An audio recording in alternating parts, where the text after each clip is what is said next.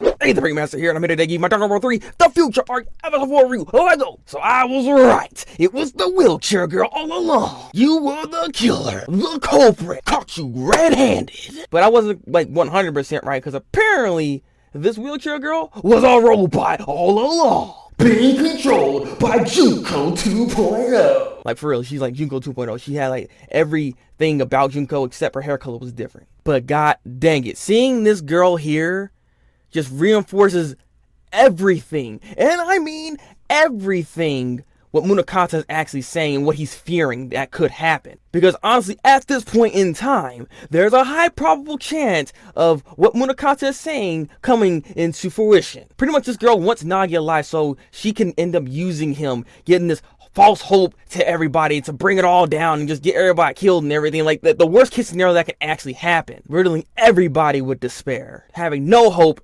anymore. That's why Nagi is such a key player, and that's why Munakata wants to try to stop this. And it's just crazy that I understand Munakata 100% why he's fearing and feeling this way. Like, his thoughts about what the situation can become is very legitimate and can really happen if he doesn't stop this now. But at the same time, I don't want him to kill Nagi. I want them to try to find a middle ground. There has to be another way to not let this happen. But Junko 2.0 seems to be a very smart girl, so I don't know how this whole thing's gonna really play out here. And what's interesting that I didn't even realize, apparently, that this game could actually end if the killer wants it to end. But of course, that's not gonna happen because Junko 2.0 ain't gonna do that. So that's why the game is still going on currently. And oh my god, what was with this episode? The action was on point. Animation was so crisp. So good. Danganronpa is not known for action, but what the heck was going on? It was just so good. I was blown away by just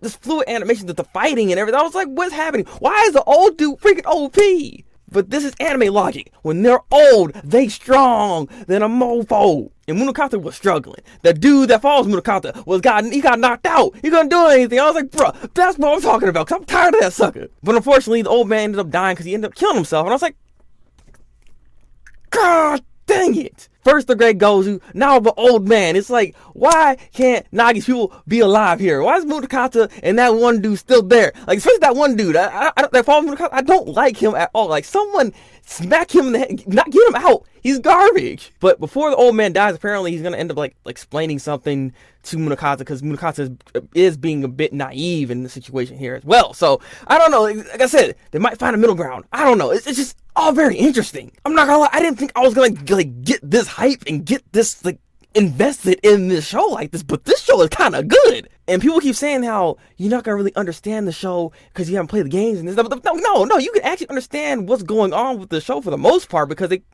explain everything that they need to explain. It's there. The only real weakness, I will say, is some of the characters in the show, or at least maybe most of the characters in the show, because there's not a lot of character like development at all with some of these characters, honestly. So, I like them just off of aesthetics, or if they did something cool, but they're like, we don't really know much about them. They're just part of the Future Foundation, and they just kind of here. And there's 3 characters in particular that are kind of just like, what? And that is like the side story that's kind of happening right here, because right now we have the whole Munakata, Nagi, and everybody else kind of like, working with this, the old man, Asahina, Katagiri, all of them, they're all kind of working together. This whole thing's there. And then we have this other side story with these freaking 3 characters here, and I don't know about that. That's literally one of the weakest parts of the episode as well. I'm like, I'm not gonna lie, I can't really get invested in this. Honestly, it just makes me feel like with their story arc, or what's going on with them, it feels like you're supposed to know some stuff before really being, getting interested in this. It's like they expect you to know stuff or something, but it's like,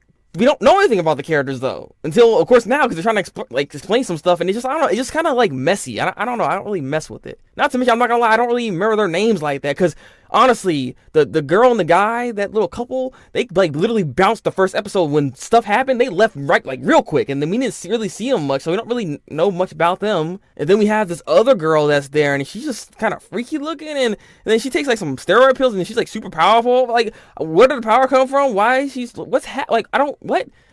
don't get it. And apparently they got something going on in that, like, she got expelled from Hope's Peak High, and they got expelled too, but they're all saying, like, it's your fault, but it's their, like, who actually did this? Whose fault was it? Like, but it's like, at the same time, do I really care? Like, are y'all even gonna be alive after all this is done? Like, so I mean, I don't know. It's just like I don't get it. Like, I don't really care that much about them. It's just like, just get this out of here. Let's go back to Nagi and Murakata and their inner struggles and their hope, and that's so much more interesting than these suckers. Like, what? So I did thoroughly enjoy this episode here. I do look forward to seeing what the old man tells Murakata, and just hopefully they find like a middle ground. They try to figure something out. What's up with this freaking Junko 2.0 girl?